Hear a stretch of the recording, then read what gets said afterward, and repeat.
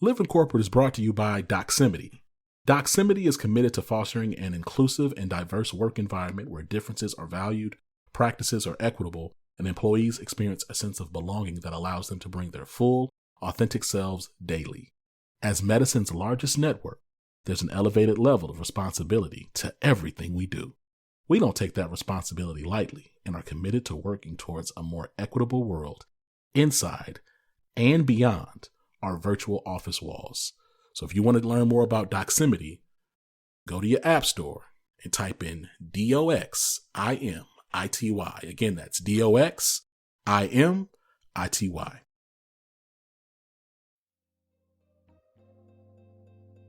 Hello and good morning. I am so happy to see you all. And we are going to talk about anti-Blackness, because the way I got to this point is I'm seeing all this work y'all doing out here. The work Lisa doing, the work Sharon doing, the work Madison doing, the work Zach is doing, the work Jackie's doing, all the amazing books, right?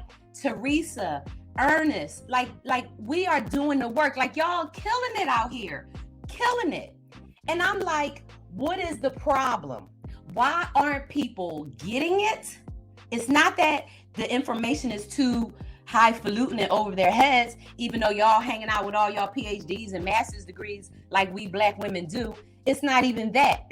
It's that there is such an ingrained level of anti-Blackness that resides in people that they haven't dealt with. And so that's why I said, you know what, I'm just going to start talking about it and, see where it goes. So when I kind of got into it a little bit a couple weeks ago with the Jane Elliott thing, and I'm like, damn, people are really that upset that, number one, I'm using this term non-Black people. Well, if you're not Black, you're non-Black. So like, what the hell, right? Who like why is that even a thing? So that I could tell is a trigger for people. And then how some people, right, are worried about using the word white and using the word Black, right? Don't worry about no typos up in here, y'all. This is our spot. This is our space in here. This is Zach's thing. This is the Living Corporate Network, and this is the place to elevate, amplify Black and brown voices and our experiences. This is the bliggity black, blackity black, all the black space, okay? And even though I started off with Eminem, this is a Black space. And Eminem, he gives all the props, okay, to all the Black rappers and all the Black people. But this is our space. And anybody who knows me, y'all need to know two things about me. Number one, yes, I'm Black woman all day, and I'm pro-Black and pro-Black woman. I ride or die for Black woman. My daughter is a Black woman, okay, and a dark-skinned Black woman. And so I ride harder for Black, dark-skinned women, okay, because I know what it is. And I will, till I collapse, ride hard. Second thing about me is I am from Philly. And sometimes I'll be like, is that good or is that bad? So because I'm from Philly, right, I always got the straight up no chaser. I always got the Philly attitude. So because I decided I'm going to get back in shape, right, back in my pre-George Floyd fighting shape, like literally, y'all, I was like Diesel. I was doing 25 push-ups in a row. I was bench pressing 80 pounds. Like I was in such good shape, but I got really depressed after George Floyd. And when I saw so much activism happening on LinkedIn, when I saw so many Black people and, all right, Donald, I can catch that. I can catch that. And I can catch that. It takes me 6 weeks to get to 100 full push-ups. Yes, I can catch you. Let's go. Now I got some competition because I'm from Philly, like y'all know, right? So that means I'm competitive. That means I show improve. That means I'm a person of my word. And that means I'm not scared of anything or anyone. Number one, because, right, people hate Black women anyway.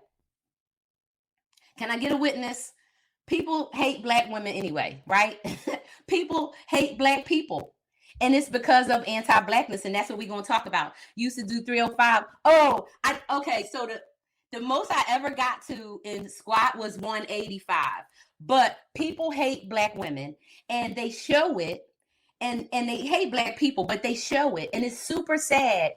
And it's sad because it's sadder to me more so than I get upset about it, is because what I have learned is that it's because of internalized anti-Blackness. And so what I have learned, and especially y'all, so I grew up, it's so funny how I grew up. I grew up blackety black AF, because when you grow up in Philly and you're Black, your family, it spans. So you know how Blackness, we span the diaspora, right? From Africa to America, right? And around the world, right? So when you have a Black family that is a product of the transatlantic slave trade and American chattel slavery, you know how your family spreads. So my family that I found back, I know we can go back as far as Maryland, but we had to have, I think we got still dropped off in South Carolina because we had some relatives in South Carolina. So I'm saying that to say that, some people migrated north, right? Because I have tons of family from New York. My grandfather's grandfather is from Canada. So you know how people went north, right? In some states, say like so South Carolina and up. So when I think about my family, I have family that went to HBCUs and graduated, with all kind of degrees. And then I have families that, stayed living in the projects and never was able to get like, beyond, not even a city job or an essential worker job. So when you're Black and growing up like I did, I grew up around the full gamut of Black people, from poor, eating government cheese, all I remember was cheese, milk, eggs, bacon, and some kind of ham, but it was square. I forgot what it was called, but I remember eating that food, right, at my cousin's house. And I remember my uncles having a gated community with a swimming pool and tennis courts, right? Because I had my college high school graduation party at his house. And so, block cheese, but remember it was like a block meat. It was a block meat too, but it was big. So it wasn't in a can, it was in plastic. And so you had to cut the plastic and then wrap it with tin foil. It was bigger than Spam. It was about the size of, this is an iPad mini, but it was some kind of meat. Canned Spam was little cans of Spam. So that other meat was like the meat that you could get. And maybe it was, we used to call it mystery meat, but it looked like ham, but it had a lot of fat in it, like marble. But yeah, some kind of old meat. That's what it was. Some kind of meat. But it wasn't really meat, y'all, because it probably was like grade D food, right? Because who got to eat that food? Black people got to eat that food. Poor people got to eat that food, right? So this is in the 70s. And so when you think about the gamut of Black people and the gamut of Blackness, right? For me, I grew up understanding that Black people come in all spectrums, from poor, dirt poor, 5 people in an apartment, to living in a 6-bedroom house with a swimming pool and a tennis court. Oh, and a pool house that had a shower and a bar in it, and a little thing that you could put your feet in, and like a shower. Okay, so I literally saw the entire range of Blackness. And so for me, we all get treated the same. Exactly. There was never a thing. And so as I grew up, and then as I, got in corporate, but throughout my life after high school, I was the only Black person in white spaces all the time, in college, in grad school, and in work life.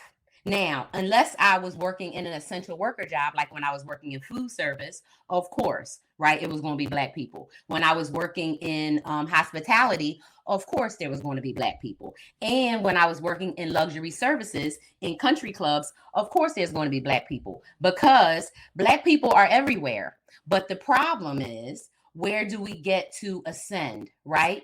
Where does our access get cut off and we're not allowed to ascend? So as I'm, last couple of years, like I said, so I got off of after George Floyd, I got off of my workout tip and everything, and really, started thinking and focusing in on what is happening.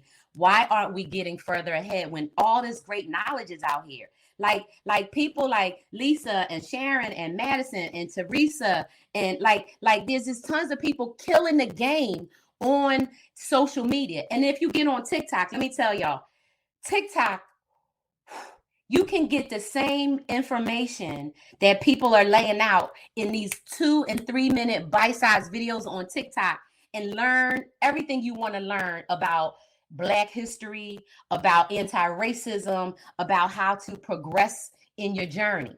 But it's not about that, y'all. That's what I figured out over these last 2 years. It's not about that people don't have the information. It's not about that people don't know how to address racism in the workplace. It's not about that they don't know what to do, because y'all done told them. TikTok is extremely in 30 days, I did my first TikTok experiment. In 30 days, I was like, this place is a treasure chest and a treasure trove of information, and you can absorb the information quick, right? And you can go to it and get what you need by curating your feed. But here is the thing. Black people go to the Black content, right? Because we want to go to that content because we need that content to nurture and be reaffirmed, right? And we know the information. The white people that are getting the content, some of it I think is trauma porn, right? Racial porn, just to get their feels. But I think the underlying part of it, y'all, is anti-Blackness. So that's what I want to talk about. So when I talk about anti-Blackness, the first thing that I want to really hit on is that it is a learned condition. And I want y'all to think about that for a second. Anti-Blackness is a learned condition.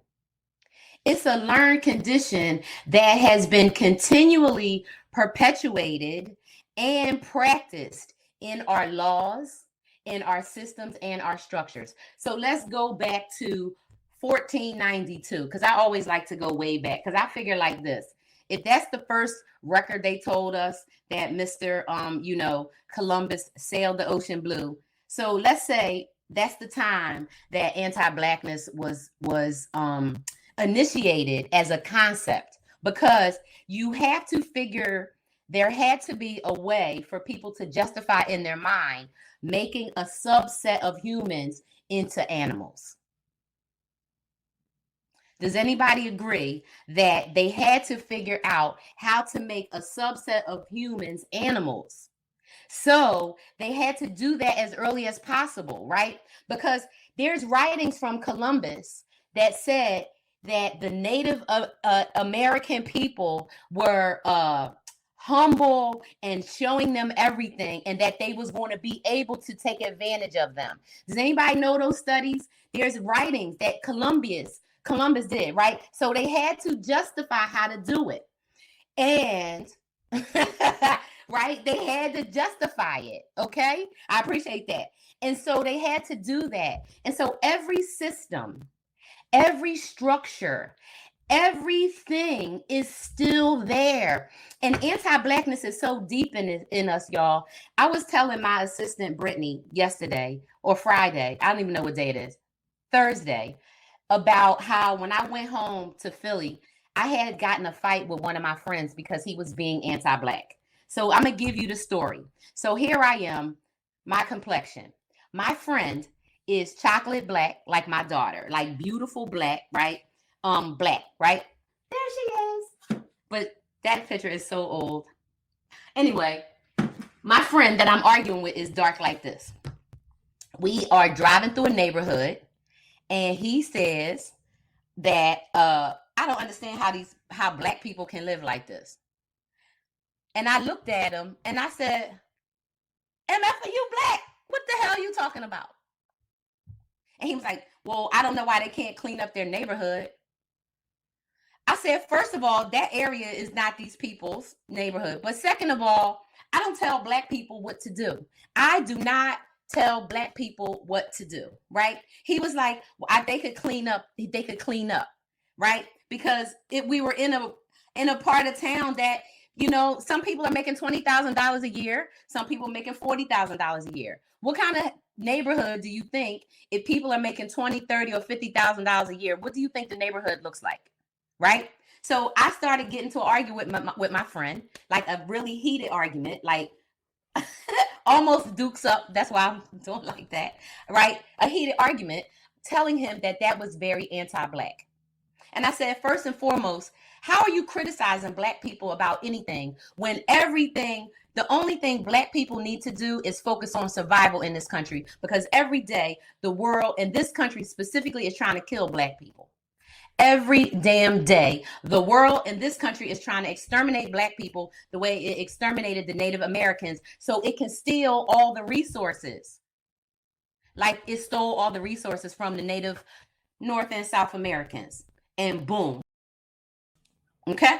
So when you think about the diaspora, right? And that's not my area. I'm not sure about Taino people. I don't remember, but that's not my area of expertise. But if you think about the anti-Blackness as in the colorism sense, you think about it in the sense of complectedness, right, and skin, right? It's about dark being bad. It's about the definition even in even in Webster still today is that Blackness is negative and dirty, right? And so all these years later, right, Webster's hasn't updated part of the dictionary definition around Blackness to make it positive. It's still saying Black is the absence of light and it's dirty. Well, no, right? So when I think about an example is, so back to my friend, right? So my friend is like a 7th generation college graduate. Think about that. He's like a 7th generation college graduate. And in his family, he has, college graduates going back at least 7 generations, if not to the first graduates from Howard, Morehouse, and people like that. So my friend is what we would call a bougie Negro.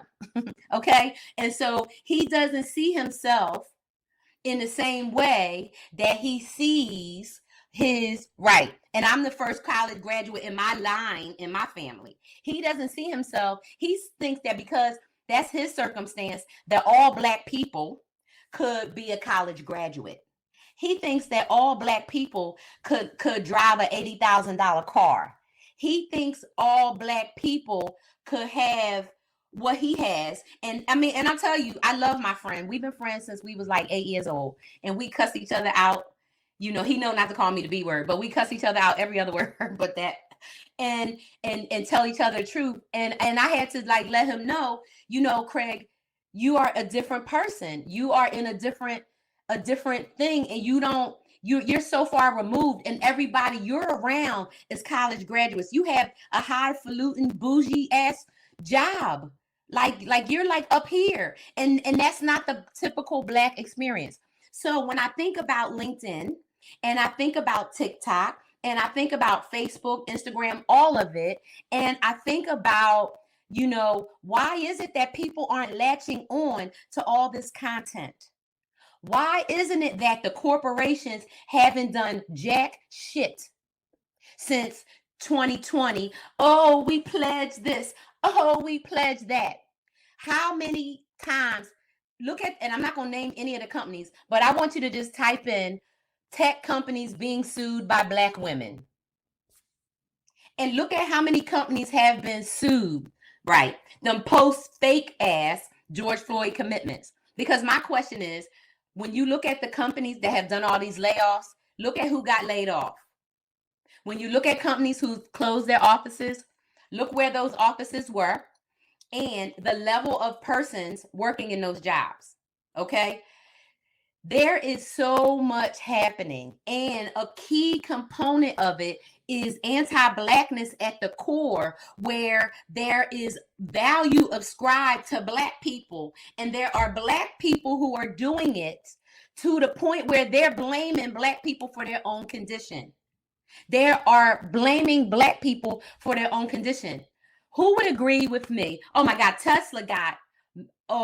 please. Tesla has so many, and Tesla has like an overtly racist workplace. But let me tell y'all this. This is how these workplaces can remain overtly racist. There are insurance companies who specialize in insuring companies against lawsuits from discrimination. Yes. There are companies that specialize specifically in providing insurance to all these big companies to guard against discrimination lawsuits. So when people file a lawsuit, yes, it is legal. It is an industry. It is an industry. If you watch my old living corporate things, yes, they pay for it. Absolutely. They pay for it. So it's called risk. There you go. Risk litigation insurance. And specifically, right? So they pile it up. And so they know that if somebody goes to sue because of equal pay or whatever, it doesn't really matter because they're paying insurance.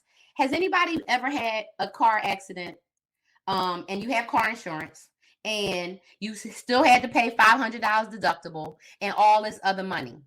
It's the same exact stuff. It doesn't impact their revenue. It doesn't impact none of their statistics. It doesn't impact anything. You could sue a company for discrimination that doesn't come out of their pocket. That's why they don't care. That's why companies will continue in overtly racist behavior, like Tesla.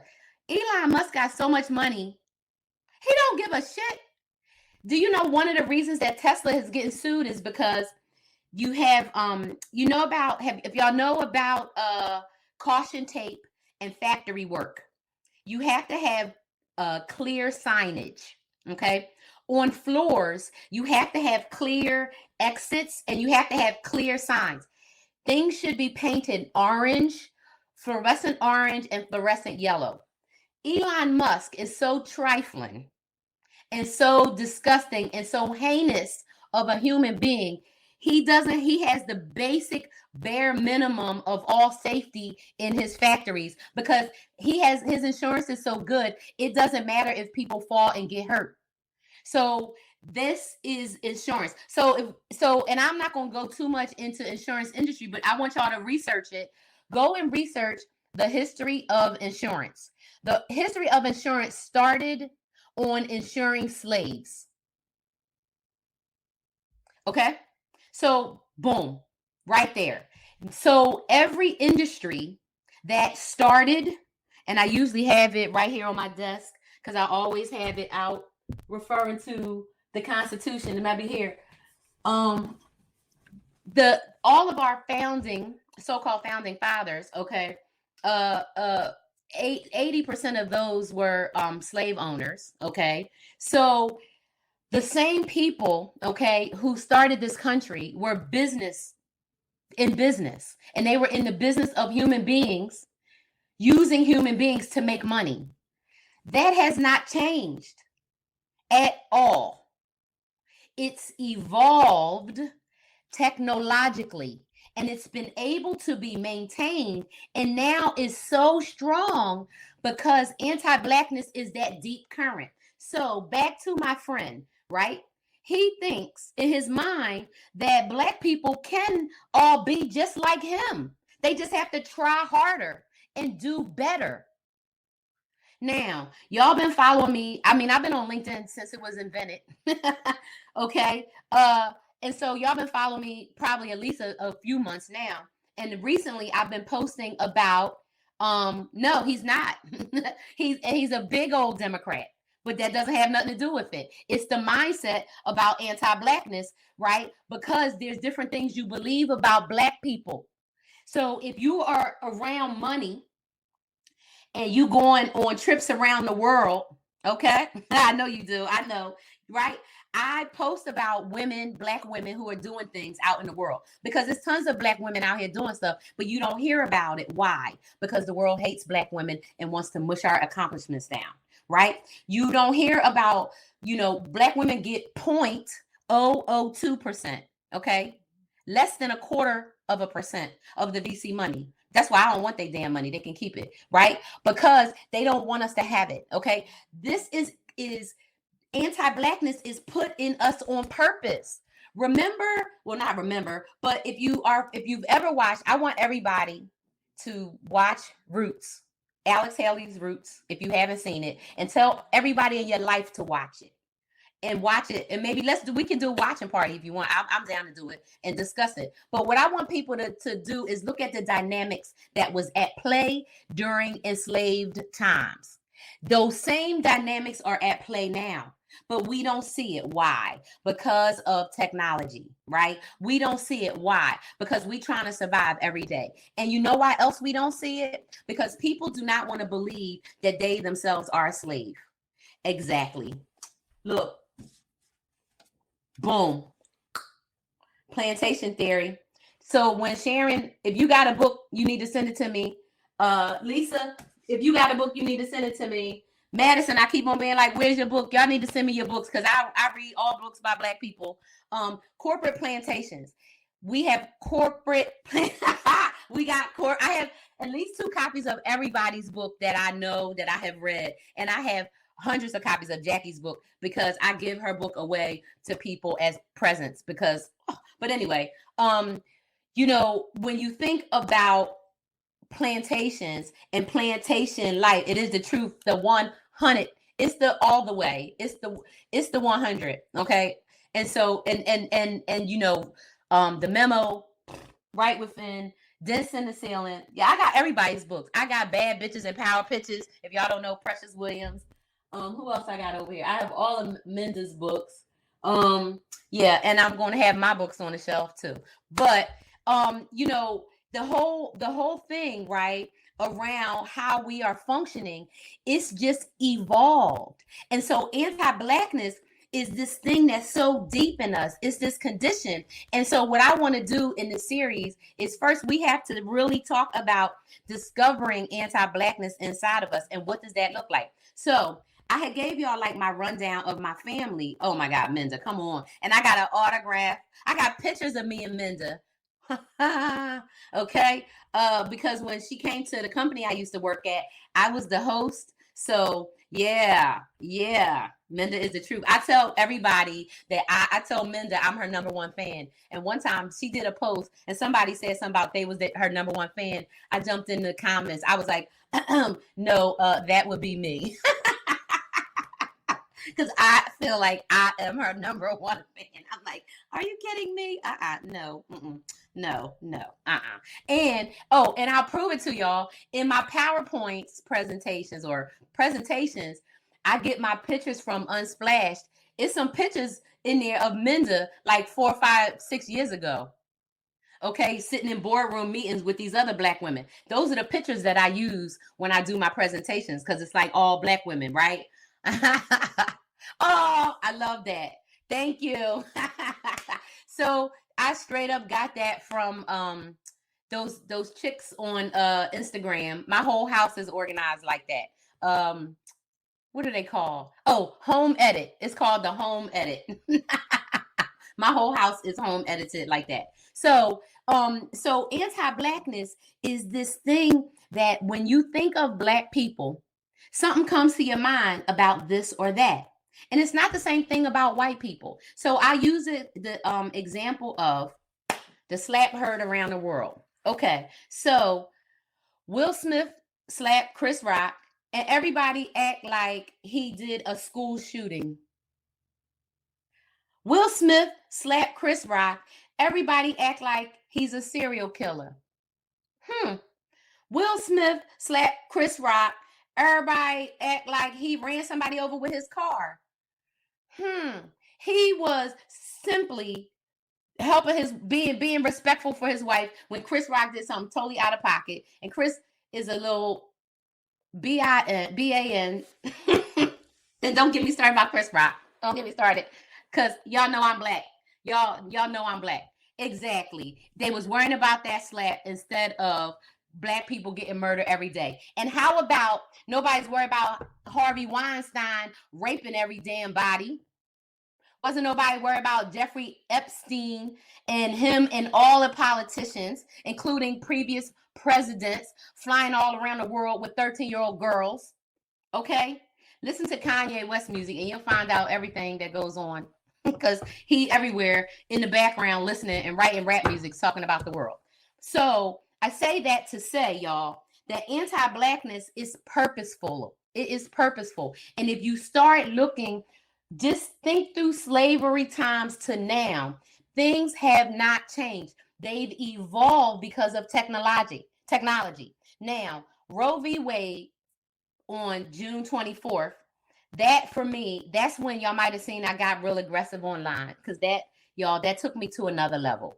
Because when the Supreme Court came down and said, okay, Roe v. Wade is done, what it said to me was that white women have basically surrendered everything over to the patriarchy, the 700 billionaires, because literally it's 700 people that rule the world.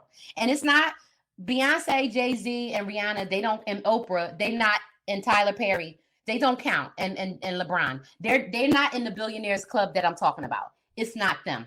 It's not them. I'm talking about the people that we can't do anything in this world without relying on their stuff. It's the oligarchs.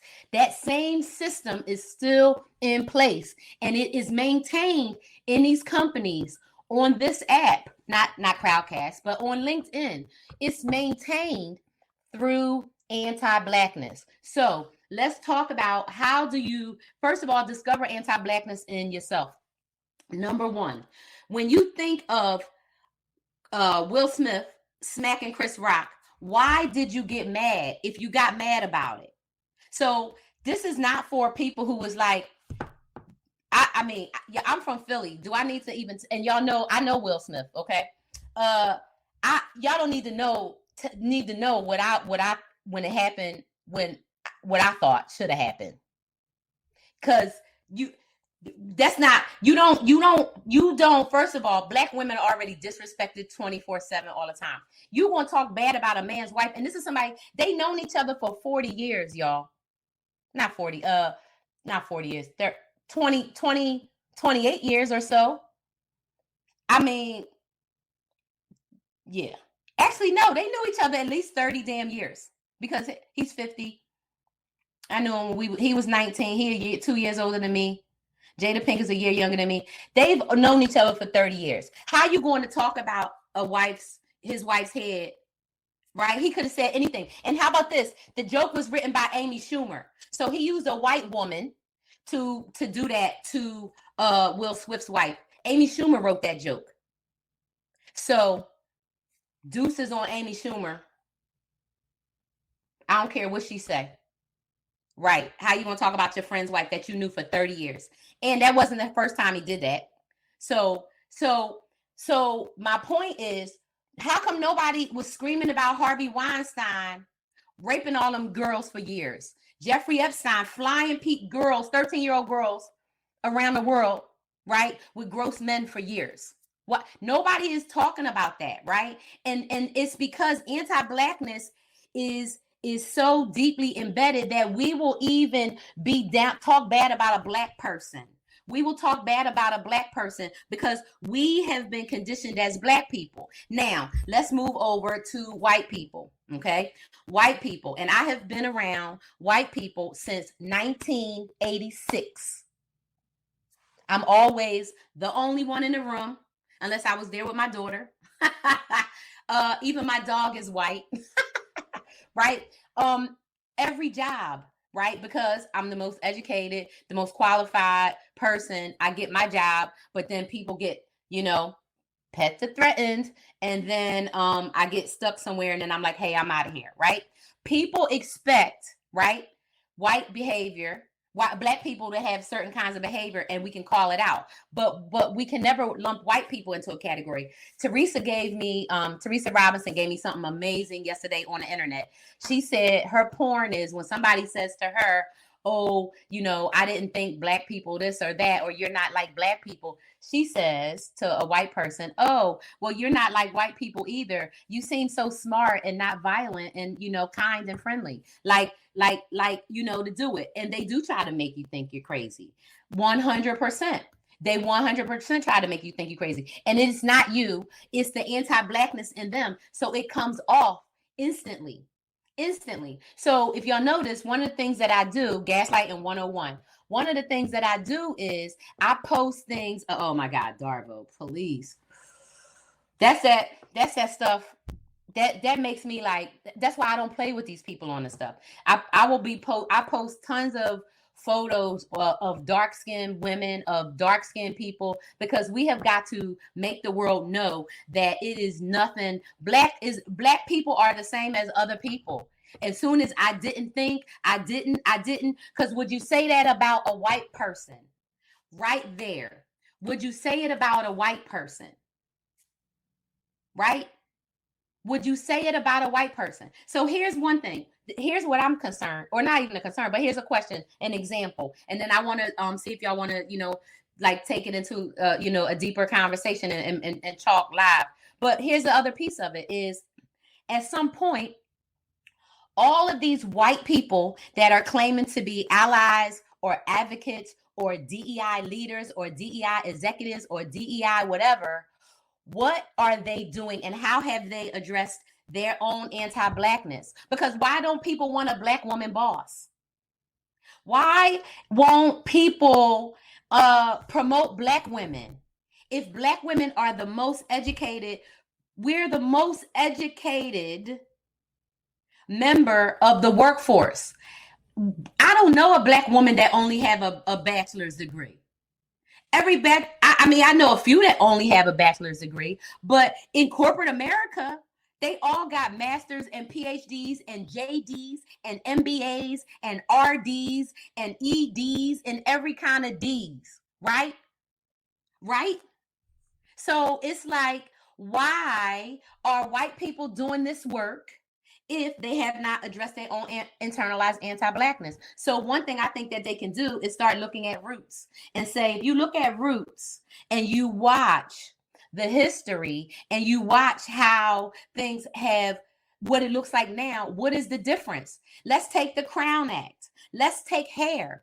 Do you remember in Roots, right? Him beating the shit out of Kunta Kinte until he finally said, Toby. Why do Black women wear wigs when they don't want to? Why? Why do Black women put relaxers in their hair? Well, I remember wearing flesh tone stockings, y'all. I remember wearing flesh tone stockings. Okay? Right? So that same stuff happens now. Why Black women can't wear their hair any way they want? Why do Black women in something like 70% of our country, they cannot have their natural hair, and they can be told they can't get a job because of their hair? I mean, it's the same thing. Where is the difference? And so what we have got to do is we have got to normalize talking about anti-Blackness. We have got to normalize addressing what anti-Blackness is. And we have got to then, right, call it out. So I like to say it like this, right? We have to discover it so that we can uncover it, number one, right? Then we need to disrupt anti-Blackness, right? So that was me calling out my friend. That was me saying, MF, is you out your mind? First and foremost, Black people, your job is to survive. Can I get a witness on that? As a Black person living in America or Europe or Africa or South America, number one, your job is to survive. Number two, your job, if you can get it, if you could get some peace and rest, then that's your second job. If you can get peace and rest after you survive, yes. And then my third thing for Black people is, if you can get survival and then you can get peace and rest, then if you can get some luxury, if you can home edit your house, right, or get to go on a vacation, or get to, have generations of college degrees like my friend, right? But it takes something. And what it's going to take, y'all, is for us to dismantle anti-Blackness. And the only way to do it is we have to disrupt it in ourselves and when other people. See? Oh my God. No, they didn't. No, they didn't. No need for the work. No need. No need. Okay, so listen, I got a job for them. I got a job for them. What their job is, what they need to do is 100%. They're going to need to and they need to do like an intensive on unlearning anti-blackness. So what they have said is that this is the way it is, and we're going to keep it like this. So they said the quiet part out loud. They said what all those companies said after George Floyd. So you need to DM me so I can give you we can exchange phone numbers, because I can help you out with some information, Cheryl. So get in my DM on LinkedIn, and I got you. So what we have to do is discover it, figure it out, disrupt it so that it can be dismantled. But I'm gonna just tell you, that's where it comes from. It comes from having a view about Black people that is conditioned. Think about television. So I'm doing this whole series on the show Seinfeld. Did anybody ever used to watch Seinfeld? That show Seinfeld back in the 90s. Okay. Seinfeld is the whole map to white people. It's the whole map to white people. So that's why I'm doing a thing about it. They tell us, they tell the rest of America, everybody else, the hierarchy of the world, what is what. And then every show and everything built out after that continued it, because we laughed at it, because people thought it was funny, instead of saying, oh my God, this is horrible. These people are horrible. That's how white people really are, just like the people in Seinfeld. And so in a generalized sense, from the standpoint of why we are in this situation, because they get to live in a bubble, right? That is a privileged bubble that is far removed from the Black experience. And so my first advice to any person doing DEI work that is not Black is to watch Roots. I would never tell a Black person to watch it, because it's so traumatic, especially as an adult, without like having a therapist or somebody work you through it. But if you're working in the DEI space, you need to watch that movie or that series, and you need to sit with how you feel, and you need to unpack what's going on as you do it, because that is the key. And so I want to say thank y'all so very much for joining me today for this first part series. I'll see y'all back here. I'm going to go here just in case LinkedIn tries to make me not be great. But hey, thank you so much. Share this with your friends. So I just want to say thank y'all so much. And till I collapse, I'm going to be out here in these DEI streets doing the damn thing. But right now we're going to be unpacking and unlearning anti-Blackness. So thanks so much for joining, and I will see y'all soon. Bye. When you're building a culture of belonging, every word counts. That's why Textio brings the world's most advanced language insights into your hiring and employer brand content. Our industry-leading approach to artificial intelligence and machine learning provides the tools needed to find more diverse candidates. In short, Textio builds more equitable workspaces, guiding businesses and writing more inclusive job posts. And we're building on that success by bringing even more products to the market for all people who share our belief that language matters. Words have power, and at Textio, we harness that power to increase the access and availability of value-driven work for everyone.